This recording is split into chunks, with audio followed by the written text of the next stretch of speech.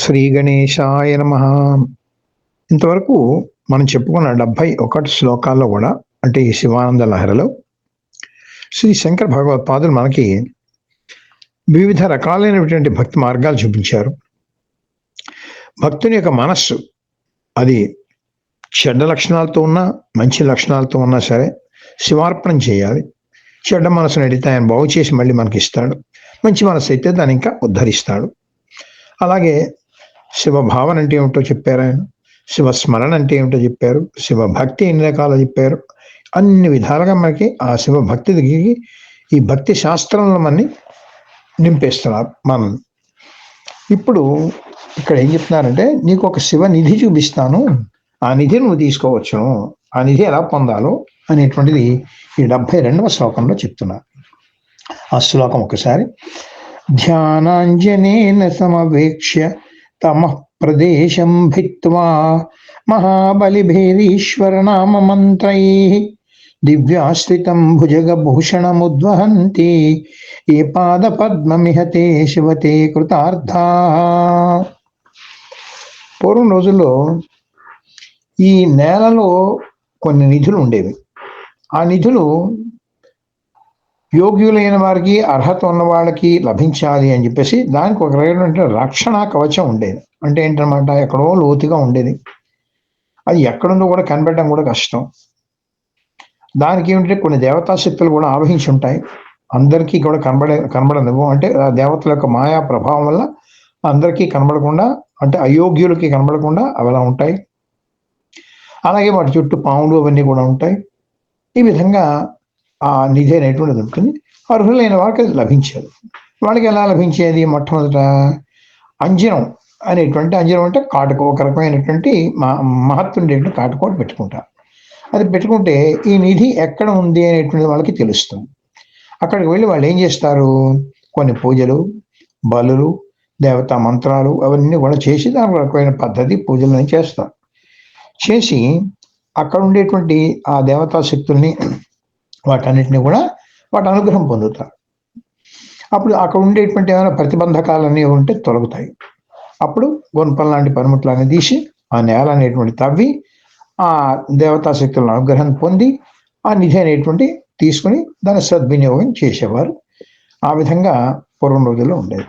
మరి ఇప్పుడు ఈ శివనిధి పొందాలి అంటే ఆ అంజనం ఏంటి, అలాగే మరి అది ఎలా దేవుడితో తవ్వాలి, ఎక్కడ తవ్వాలి దాన్ని, అక్కడ ఉండేటువంటి దేవతలు, ఆ పాములు అవన్నీ వాటిని తొలగించుకోవాలంటే, వాటిని అనుగ్రహం పొందాలంటే ఎలాగా అనేటువంటివి ఆ శివనిధి మనం ఏ విధంగా కనిపెట్టాలి, ఏ విధంగా దాన్ని పొందాలి అనేటువంటిది మనకి ఈ 72వ శ్లోకంలో చక్కగా చెప్తున్నారు అన్నమాట. మనం చెప్పుకున్నాం కదండి, పూర్వం రోజుల్లో ఏం చేసేవారు, ఈ అంజనం వేసి మొట్టమొదటి ఎక్కడుందో కనిపెట్టేవారని చెప్పుకున్నాం. ఇక్కడ దీనికి ఏం చేయాలంటే ధ్యాన అంజనేన సమవేక్ష్య, ధ్యానం అనేటువంటి అంజనంతో దాన్ని కనిపెట్టాలి. సమవేక్ష అంటే దాని ముందు కనుక్కోవాలన్నమాట. ధ్యానం అంటే ఏమిటి, బుద్ధిని నిలకడగా శివుని మీద పెట్టడం అన్నమాట. అటువంటి ధ్యానంతో శివుడు ఎక్కడున్నాడు అనేటువంటిది మనం కనిపెట్టాలి. తర్వాత తమః ప్రదేశం భిత్వా, తమస్సు అంటే అజ్ఞానం అన్నమాట. ఇంతకాలం కూడా ఆ మనలోనే ఉండేటువంటి శివుణ్ణి మనకి తెలియకుండా చేసినటువంటి అజ్ఞానం, అలసత్వం, బద్ధకం, నిద్ర, ఇటువంటివన్నీ ఉన్నాయి చూసారా, అవన్నీ కూడా ఛేదించబడాలి అంటే ఏం చేయాలంటే మన హృదయం అనేటువంటి నేలని మనమే తవ్వుకోవాలన్నమాట. అంటే ఆ శివుడు మన లోపలే ఉన్నాడు కదండి, అందుకని మన హృదయం అనే నేలని మనం తవ్వుకున్నట్లయితే ఆ ధ్యానం అనేటువంటి అంజనంతో అక్కడ శివుడు ఉన్నాడు అనే ముందు జ్ఞానం కలుగుతుంది అన్నమాట. అప్పుడు అలాగ తమోగుణం ఛేదించబడిన తరువాత మహాబలిభిః ఈశ్వర నామ మంత్రైః, బలులు ఇవ్వాలటండి. బలులు అంటే జంతువుల్ని వాటిని కోసేసి నరికేసి ఇవ్వడం కాదు. అక్కడ బలి పూజాయాం అని చెప్పి దానికి నిర్వచనం. అంటే ఏమంటే గొప్ప పూజలు అన్నమాట. మహాబలులు అంటే గొప్ప పూజలు చేయాలన్నమాట. ఆ శివ పూజలు ఎన్ని రకాలు ఉన్నాయండి, శివ వ్రతాలు ఉన్నాయి, అభిషేకాలు ఉన్నాయి, శివ స్తోత్ర పఠనాలు ఉన్నాయి, ఎన్ని ఉన్నాయి, కావలసిన ఉన్నాయి. ఇటువంటి శివార్చనలన్నీ కూడా మనం చేయాలన్నమాట. చేసినట్టయితే ఈశ్వర నామ మంత్రై అని కూడా చెప్పారు కదండి. మరి ఆ ఈశ్వర నామాలు అంటే ఏమిటండి? శివ సహస్రనామాలు ఉన్నాయి, అష్టోత్తర నామాలు ఉన్నాయి, శివ పంచాక్షరి ప్రధానమైనటువంటిది అది ఉంది, మృత్యుంజయ మంత్రాలు ఉన్నాయి, దక్షిణామూర్తి మంత్రాలు ఉన్నాయి, ఎన్ని మంత్రాలు ఉన్నాయండి శివ మంత్రాలు. అసలు ఒకే మంత్రం కూడా 108 సార్లు, సహస్రం ఎన్నిసార్లే మనం జపించవచ్చు. ఈ విధంగా అటువంటి వివిధ రకాలైన ఈశ్వర మంత్రంతో మనకి ఏ మంత్రం అయితే పట్టుందో ఆ మంత్రాలతోటి అన్ని కూడా ఆ పఠనం అవి చేస్తూ మనం ఉంటే ఏమవుతుందన్నమాట, ఆ దానిలో ఉండేటువంటి శివుడు, ఆ శివుడికి చుట్టూ ఉండేటువంటి ఆ ప్రతిబంధకాలు అంటే ఈ దేవతా శక్తులు కానీ పాములు అనేటువంటి కానీ కూడా తొలగుతాయి అన్నమాట. ఇప్పుడు శివనామములు అంటే ఏమిటండి? నామములు అంటే పరమేశ్వరుడు ధరించినటువంటి శబ్ద రూప దర్శన రూప మంత్రములు అనమాట. ఇవన్నీ కూడా అనమాట. అవన్నీ కూడా ఆ శివుడు లోపల ఉండే శివుడు ఏమన్నమాట, దివ్య ఆశ్రితం.